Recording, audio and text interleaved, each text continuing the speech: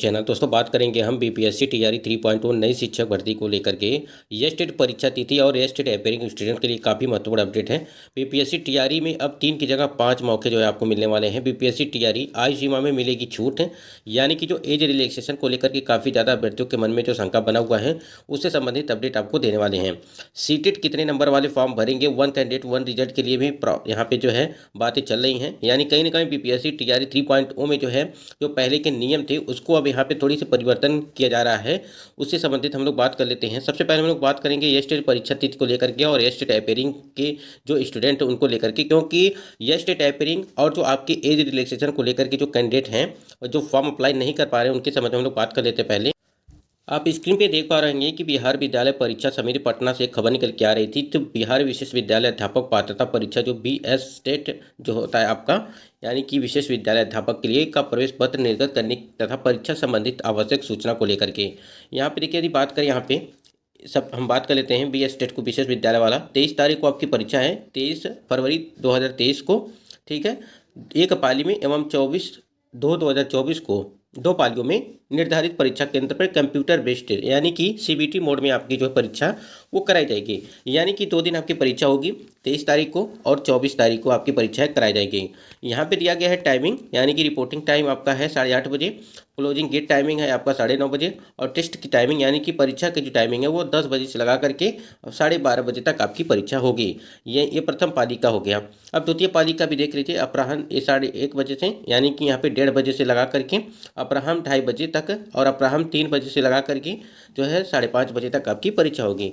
ये तो आपकी हो गई जो आपकी बीएस स्टेट जो विशेष विद्यालय अध्यापकों के लिए पात्रता परीक्षा कराई जाती है, जिसपे आपको लगभग 7200 जो है वैकेंसी वो है, इस पे जो है आपको भर्ती प्रक्रिया हो जाएगी। जिनका भी ये क्लियर होगा उनको जो है 7200 वाला जो भर्ती निकलने वाला है उसमें आप फॉर्म अप्लाई कर पाएंगे विशेष विद्यालय अध्यापकों के लिए। तो ये 2 दिन आपकी परीक्षाएँ करवाई जाएंगी। अब इसी के संबंध में यहाँ पे ये स्टेट के लिए बात कर लेते हैं। देखिए, अगर ये स्टेट की बात करें तो यहाँ पे 23 तारीख और 24 तारीख को मान लीजिए बी स्टेट वाला जो आपकी परीक्षा है ये तो करवाई जाएगी, मतलब कि 24 तारीख के पहले तो ये आपकी परीक्षा होगी नहीं।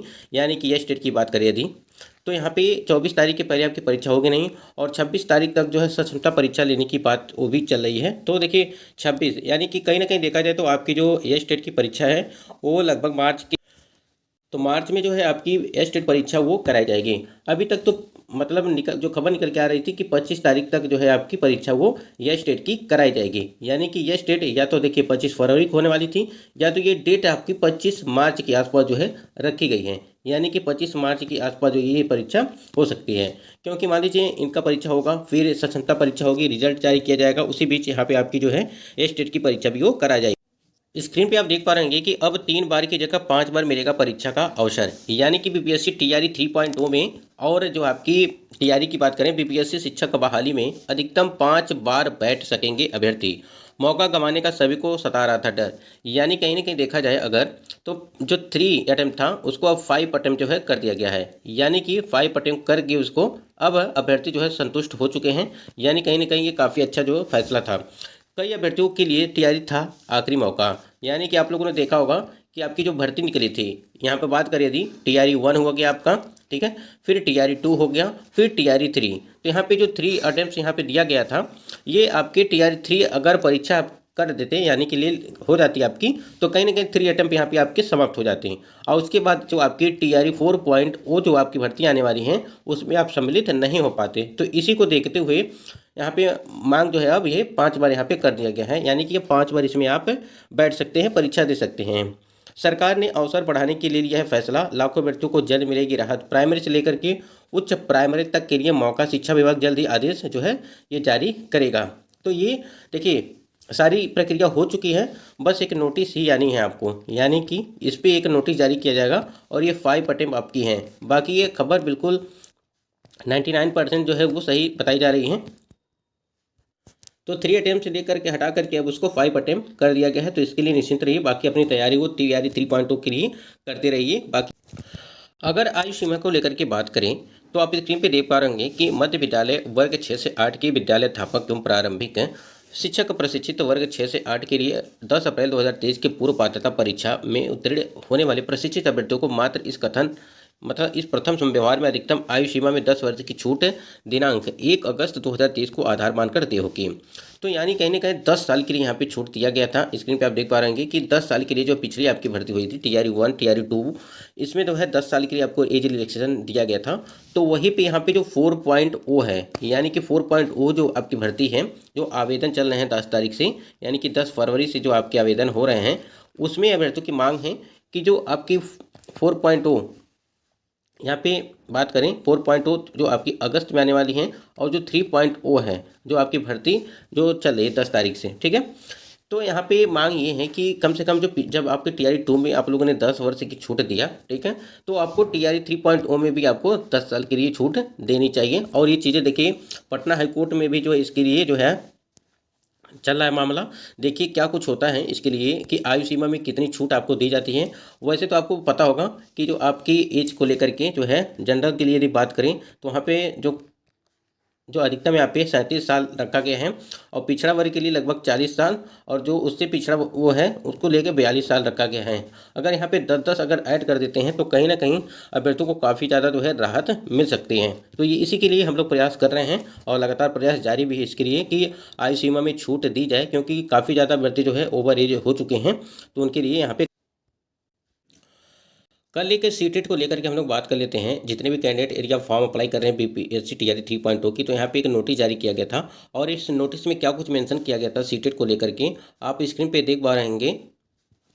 यहाँ पे देखिए अगर आपसे बात कर लेते हैं थोड़ी सी सीटेट को लेकर के। देखिए अगर आप अदर स्टेट के कैंडिडेट हैं तो आपको सीटेट में 90 नंबर चाहिए, ठीक है, चाहे आप महिला हो चाहे पुरुष हो।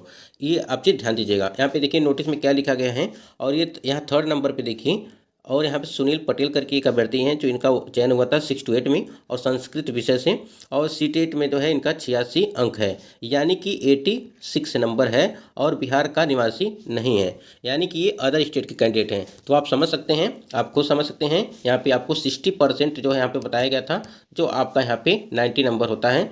तो 90 नंबर आपके पास होने चाहिए, चाहे वो मेल हो चाहे फीमेल हो। अदर स्टेट कैंडिडेट की बात करते हैं, ठीक है। अगर अदर स्टेट के कैंडिडेट हैं, चाहे आप मेल हो चाहे फीमेल हो, तो आपको 90 नंबर चाहिए। इसको आप दिमाग में रखिएगा, तभी आप फॉर्म अप्लाई करेंगे। ये नोटिस जारी किया गया है, और ऐसे बहुत सारे अभ्यर्थी ऐसे हैं जो यहाँ पे देखे गए हैं। अब यहाँ पे थोड़ी सी यहाँ देख सकते हैं कि यहाँ पे देखिए अंग्रेजी के लिए सीटेट में 86 अंक हैं, यहाँ पे 86 है, एक का 84 अंक है, एक का 88 अंक है, ठीक है। तो यहाँ देखिए ये वाला पोर्शन में, यानी कि 12, 13, 14, ये 12, 13, 14 में देख सकते हैं 6 to 8 में इनका चयन हुआ है अंग्रेजी सब्जेक्ट से, तीनों लोगों का।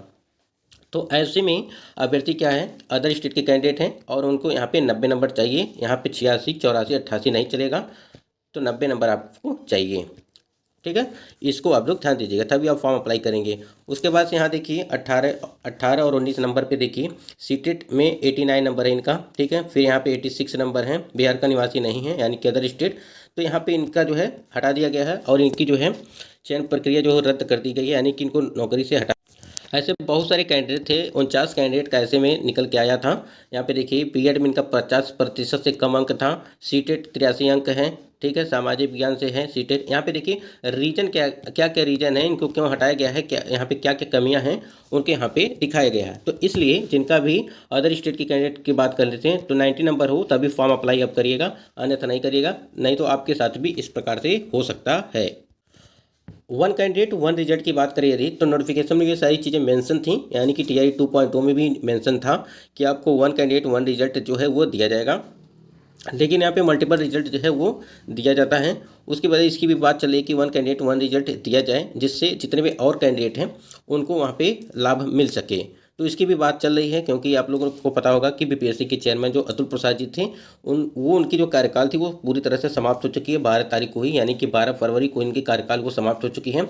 अब जो नए BPSC के चेयरमैन आए हैं वो आमिर जी हैं, ठीक है, आमिर जी हैं, वो अब BPSC के चेयरमैन हो चुके हैं। तो यहाँ पे हमने कई सारे अपडेट आपको दिया।